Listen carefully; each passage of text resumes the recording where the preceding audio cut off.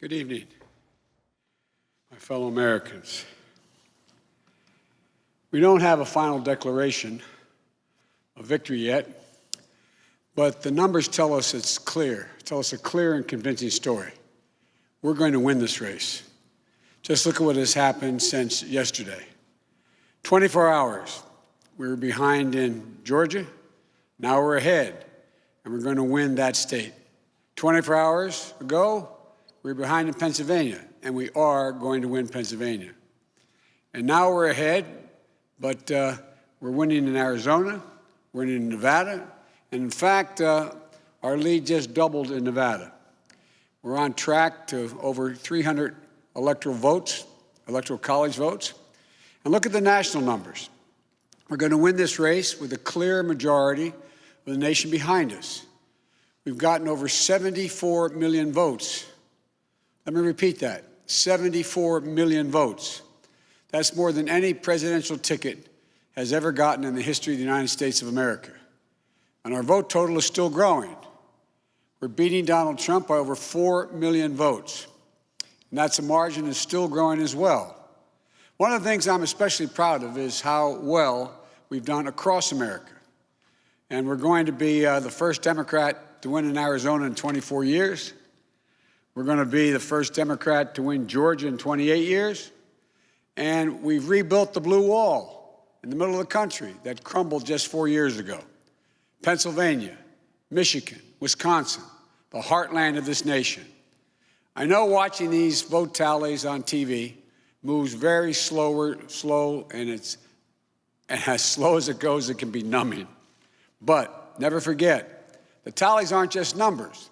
They represent votes and voters, men and women who exercise their fundamental right to have their voice heard. And what's becoming clear each hour is that record number of Americans of all races, faiths, religions chose change over more of the same. They've given us a mandate for action on COVID, the economy, climate change, systemic racism. They made it clear they want the country to come together, not continue to pull apart. The people spoke, more than 74 million Americans, and they spoke loudly for our ticket. But while we're waiting for the final results, I want people to know we're not waiting to get the work done and start the process. Yesterday, Senator Harris and I held meetings with groups of experts on public health and the economic crisis this country is facing. The pandemic, as you also know, is getting more worrisome all across the country. Daily cases are skyrocketing, and it's now believed that we could see as many as 200,000 cases in a single day. The death toll is approaching 240,000 lives lost to this virus. That's 240,000 empty chairs, kitchen tables, and dining room tables all across America. We'll never be able to measure all that pain and the loss, the suffering that so many families have experienced. We know something about what it feels like to lose someone. And I want them to know they're not alone.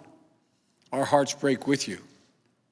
I want everyone to know on day one, we're going to put our plan to control this virus into action. We can't save any of the lives lost. Any of those have been lost, but we can save a lot of lives in the months ahead. Senator Harris and I also heard yesterday about how this recovery is slowing because of the failure to get the pandemic under control. More than 20 million people are on unemployment. Millions are worried about making rent and putting food on the table. Our economic plan will put a focus on a path to a strong recovery. Look, we both know tensions are high. They can be high after a tough election, one like we've had. But we need to remember, we have to remain calm, patient. Let the process work out as we count all the votes. You know, we're proving again what we've proved for 244 years in this country. Democracy works. Your vote will be counted.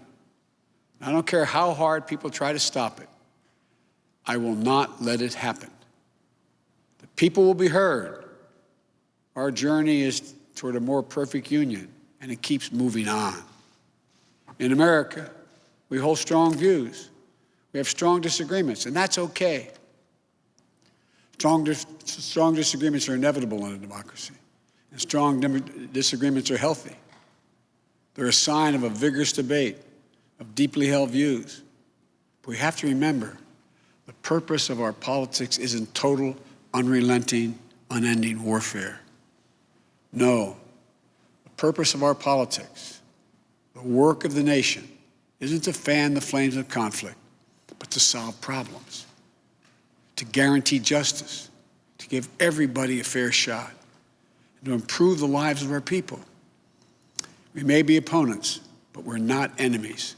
We're Americans. No matter who you voted for, I'm certain of one thing.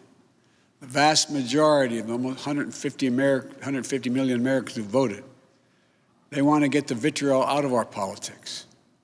We're certainly not going to agree on a lot of issues, but at least we can agree to be civil with one another.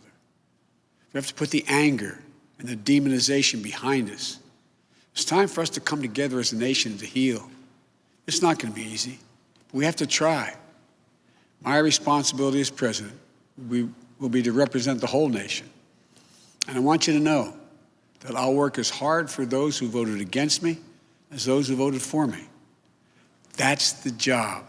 That's the job. It's called the duty of care for all Americans. We have serious problems to deal with, from COVID to the economy to racial justice to climate change. We don't have any more time to waste on partisan warfare. You know, and more than that, we have such an incredible opportunity to build the future we want for our kids and our grandkids. I've said many, many times, I've never been more optimistic about the future of this nation. There is no reason we can't own the 21st century.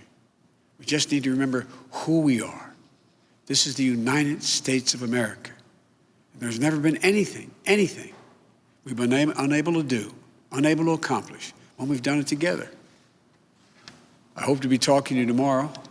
I want to thank you all, and may God bless you, and may God protect our troops.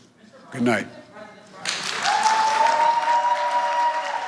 Former Vice President Joe Biden walking out with his running mate, Senator Kamala Harris. It was quite a contrast from what we heard from President Trump yesterday, if that's when it was.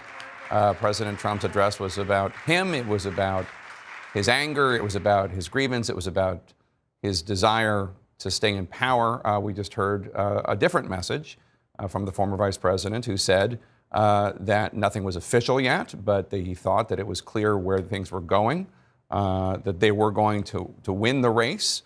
He talked about how he thought it was a mandate that he was getting from the American people, he and Senator Harris, given the 74 million votes as of now for him and the Electoral College victory that seems quite within his grasp. And he talked about how the nation needs to come together, that people might be opponents, but they are not enemies. And lastly, I thought it was interesting that he talked about the voting process and the counting process and how, in fact, it could be numbing, in his words, but people needed to remember that these tallies don't represent just numbers.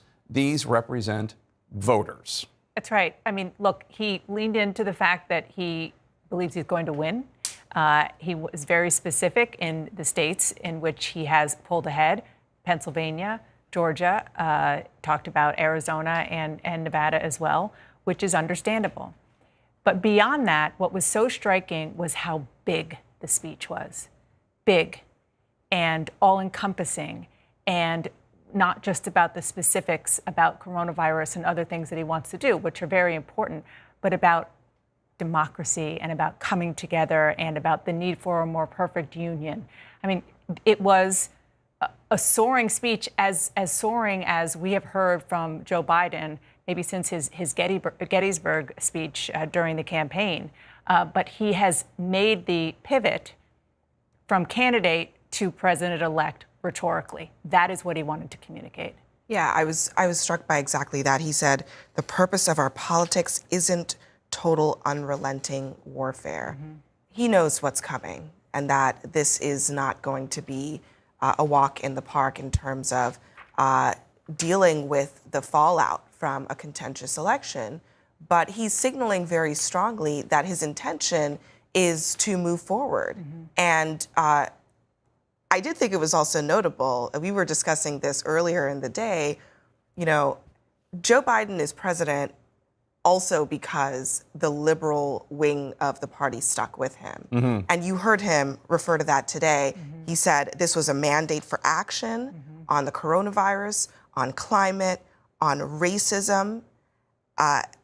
Those are all big picture priorities for Democrats, the Democratic base. He called them out specifically tonight to send a message. And both messages at the same time, which was clearly very intentional, just signaling to people he's going to try to do both things.